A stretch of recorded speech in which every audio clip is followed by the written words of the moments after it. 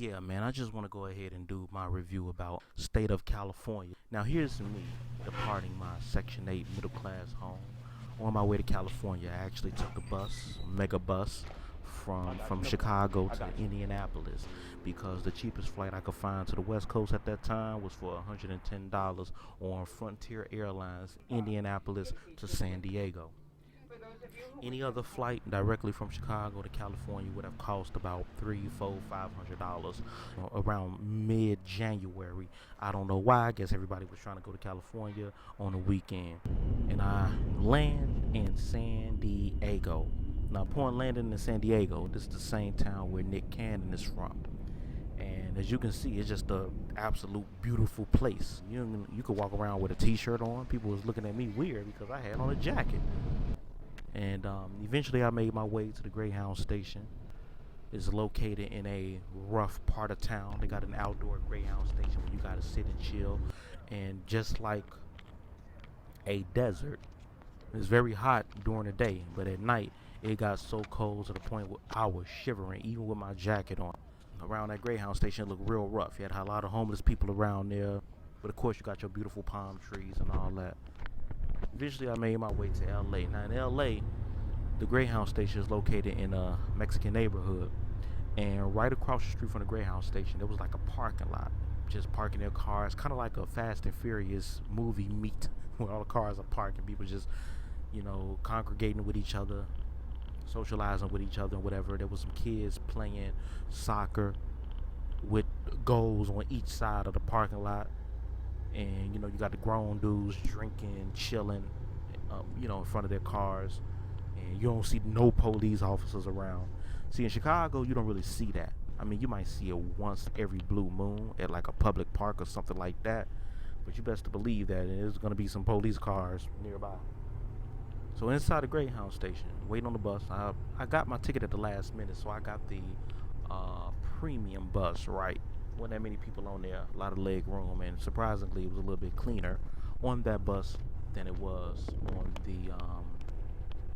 on the other buses that I've been on.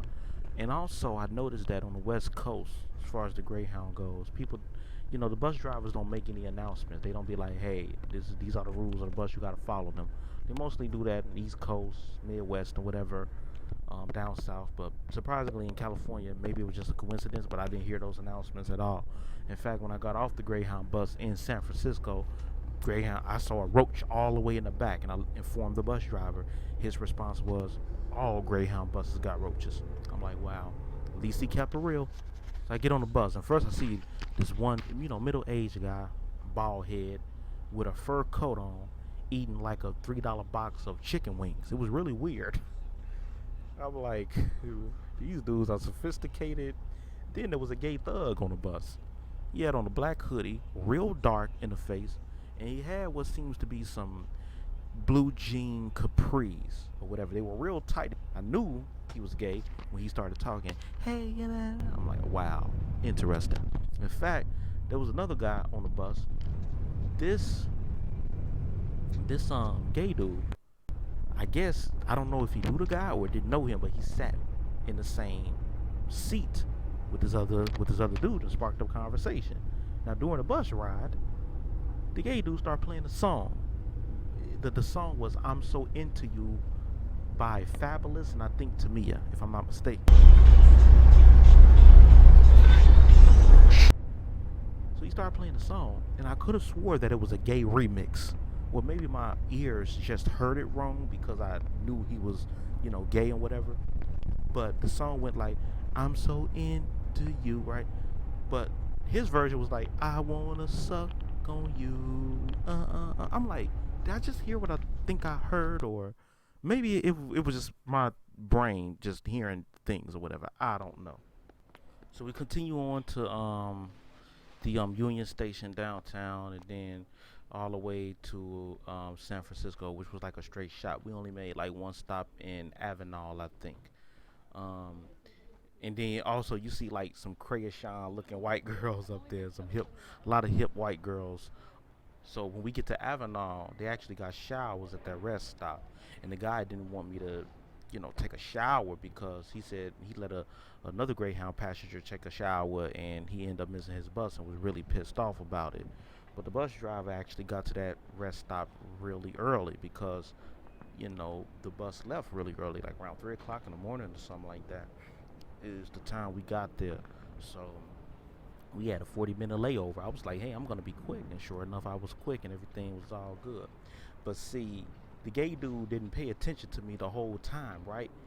And when I got on the bus looking all fresh and all clean with a new shirt on, the gay dude with the most sultry look on his face propped his head up and looked over at me. I'm like, I know this dude about to say something to me. Sure enough, like clockwork, he gets his butt up and walked towards the bathroom because I'm sitting all the way in the back. Boy, he kept it real. He walked towards the bathroom back there and was like, Are you going to San Francisco? And in the most aggressive, grimy, F-off voice that I can conjure, I yelled, yeah. Real smart, like, I'm not into that dude. And sure enough, he didn't say nothing else to me the whole trip. But continue sitting next to that other guy. So you got these gay thugs in California going to San Francisco at least. So this is the city of San Francisco. Really beautiful. Surprisingly, you see like white homeless dudes out there. I found that very interesting because in Chicago, you don't really see that for the most part. I mean, when you go to different cities, you see people of different races homeless. But to see like white dudes homeless, like on every corner type deal, you don't really see that a lot. But in San Francisco, you see that, which is very interesting. But the town just has a very interesting vibe. Right across your bridge from Oakland. And I remember waiting even when I got on the BART train at the BART station, the personnel there was very helpful. He was a nerdy guy, had on glasses, older gentleman, real proper too, which kind of threw me for a loop because usually people who work in stations like that aren't, that friendly and that proper and that articulate and professional. Yeah, when I got on the BART train, I was surprised to see an Asian gangster.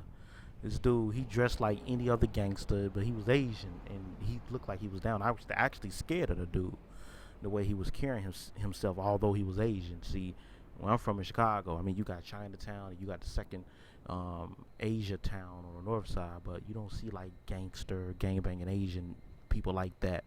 But in San Francisco, you do. Yeah, they got some real thuggish Asians that you will be afraid of.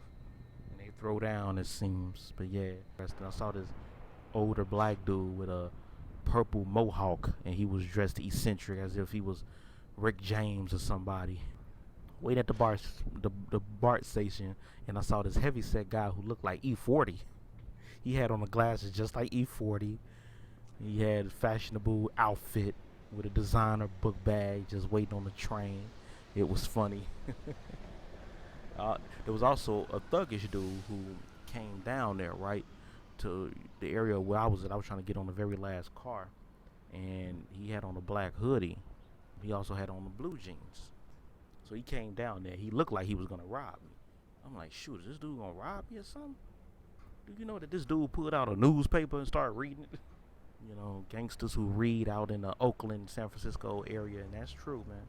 I heard that even like in the Tenderloin area, known for like drug addicts and homeless people and whatever, you'll still see like people doing drugs and going to get morning coffee while reading, while trading stocks, and keeping up with stocks in a newspaper. Very different world out there for sure. But yeah, it was just a weird vibe compared to what I'm used to in the Midwest. I wanted to share that with everybody. My first trip to California, coming from a Midwest town. Although California is weird, it got a really very weird vibe. I can see myself living there for some reason, because I'm weird too. So yeah, it explains a lot though. Explains a lot. All right, peace. Hey, I need some help buying a card to San Francisco Airport. You going to San Francisco Airport? Yeah. Okay. So if you look right here, that's how much you need. It says San Francisco International. Okay. That's how much you need on your ticket. Just